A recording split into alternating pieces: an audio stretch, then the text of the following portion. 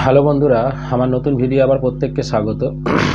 আজকে আপনাদের যে ভিডিওটা বানাবো সেটা হচ্ছে এসএসসি 2016 সালের যে নিয়োগের নোটিশ হয়েছিল, প্রায় 26,000 টিচারের নিয়োগের যে প্যানেলটা আমাদের হাইকোর্ট থেকে বাতিল হয়েছিল, সেই প্যানেল সম্বন্ধে আপনাদের আজকে একটা আপডেট দেব। সেটা হচ্ছে নতুন একটা হিয়ারিংয়ের ডেট পড়েছে এবং হিয়ারিংয়ের পরবর্তী পর্যায়ে কী হতে পারে বা হিয়ারিংটা কতদিনে মিটতে পারে সেই রিলেটেড তথ্য আপনাদের আজকে দেবো। ভিডিও শুরু করার আগে প্রত্যেকে একটা রিকোয়েস্ট, যারা নতুন আছেন অবশ্যই চ্যানেলটা সাবস্ক্রাইব করে বেল আইকনটা অন করে রাখবেন এবং অল নোটিফিকেশান বাটনটা ক্লিক করে রাখবেন। চলুন ভিডিওটা শুরু করা যাক।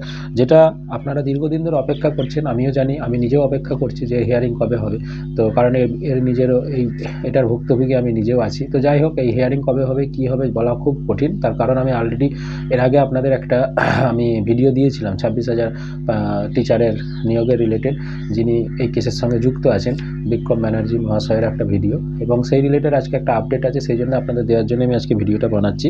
সেটা হচ্ছে রিসেন্ট গত কালকেই একটা আপডেট পড়েছে ডেট, এবং এটা নিয়ে অলরেডি এসএসসি এবং অন্যান্য যারা পক্ষ আছে তারা চাইছে এটা দ্রুত হিয়ারিং হোক। তার কারণ এই হিয়ারিংটা না হলে, এইটা না মিটলে এটার কিন্তু পরবর্তী ক্ষেত্রে মানে এসএসসি কোনো নিয়োগ করতে চাইছে না, এক নম্বর কথা। দু নম্বর কথা হচ্ছে এটার জন্য নতুন যারা চাকরি প্রার্থী তারাও কিন্তু চাকরির অপেক্ষায় বসে আছে যে নতুন নিয়োগ কবে হবে। আর এসএসসি বোর্ড দেখাচ্ছে যে এই 26,000-এর সমস্যা না মিটলে আমরা নতুন নিয়োগ করব না। তো এই সমস্যার মধ্যে অনেকের জীবন শেষ হয়ে যাচ্ছে। তো আমি চাই এটা দ্রুত শুনানি হোক, এবং যেটাই হোক, যদি সকলের চাকরি থাকে থাক, যদি সকলের চাকরি যায় যাক, যেটা হবে সেটাই হোক, সঠিকটা হোক। কিন্তু বিষয়টা হচ্ছে যে এটা নিয়ে যেন দীর্ঘদিন ঝুলে না থাকে। কারণ যারা এই 26,000-এর মধ্যে ইনক্লুড আছে তারা প্রত্যেকে একটা টেনশানে ভুগছে, তারা একটা সমস্যায় পড়ে আছে, এক নম্বর কথা। দু নম্বর কথা হচ্ছে যে এটা নিয়োগ না হওয়া পর্যন্ত বা এটার সমস্যার সমাধান না হওয়া পর্যন্ত নতুন নিয়োগের আশায় যারা বসে আছে তাদেরও জীবন শেষ হয়ে যাচ্ছে। তো হিয়ারিংটা হোক এবং সঠিকটা সত্যটা উঠে আসুক এবং এর একটা সমাধান হোক, এটাই হচ্ছে মূল দাবি। এটা সকলেরই দাবি, আশা করি যারা ইন সার্ভিস আছে তাদেরও দাবি, যারা চাকরি পায়নি তাদেরও দাবি, এবং আমারও দাবি যে সঠিক সমাধান হোক, তাহলে সকলেই কিন্তু তাদের সমস্যা থেকে মুক্তি পাবে। তো যাই হোক, সেইটারই একটা হিয়ারিংয়ের ডেট দিয়েছে গতকালকে 28/11/2024, যেটা হিয়ারিংয়ের ডেট পড়ছিল না বা দীর্ঘদিন পিছাচ্ছিল।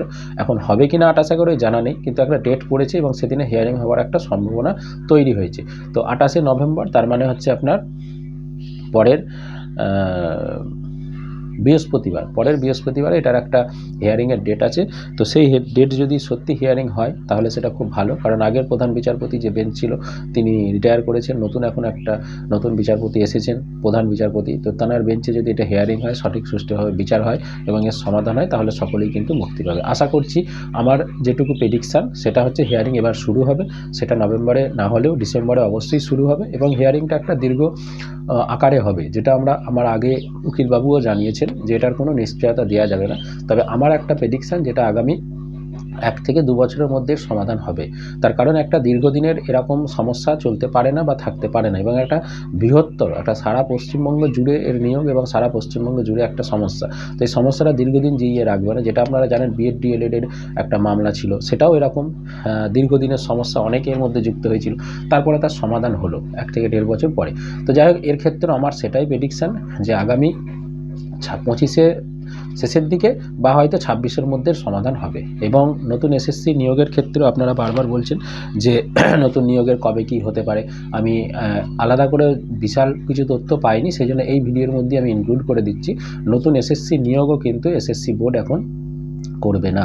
যেটুকু আমার একটা প্রেডিকশান ছিল 2025-এ একটা নোটিশ হতে পারে, কিন্তু এখন যা পরিপ্রেক্ষিতে দেখছি, এই কেস যদি না মেটে এসএসসি বোর্ড এখন নতুন কিছুতে হাত দেবে না। এর পিছনে আর একটা কারণ হচ্ছে যে এই যে 14,000 সামথিং যে আপার প্রাইমারি নিয়োগ, এই নিয়োগটা এখন কন্টিনিউ আরও 2-3 মাস চলবে।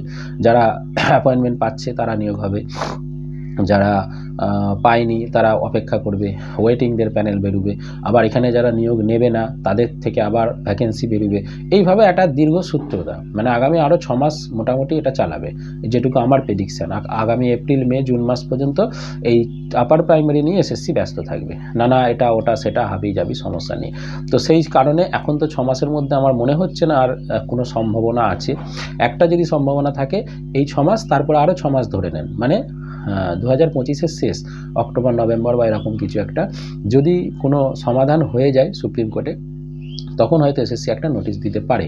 আর একটা হতে পারে যেটা হচ্ছে 26-এ যেহেতু ইলেকশন আছে, 25-এর শেষে বা 26-এর প্রথম দিকে, জানুয়ারি, ফেব্রুয়ারি, মার্চ এরকম কিছু, এর যদি সমাধান নাও হয় একটা নোটিফিকেশান আসতে পারে। যদিও সেই সুযোগটা মানে কতটা হবে, কতটা কি হবে সেটা সেই সময়ের পরিস্থিতি অনুসারে বলা যাবে।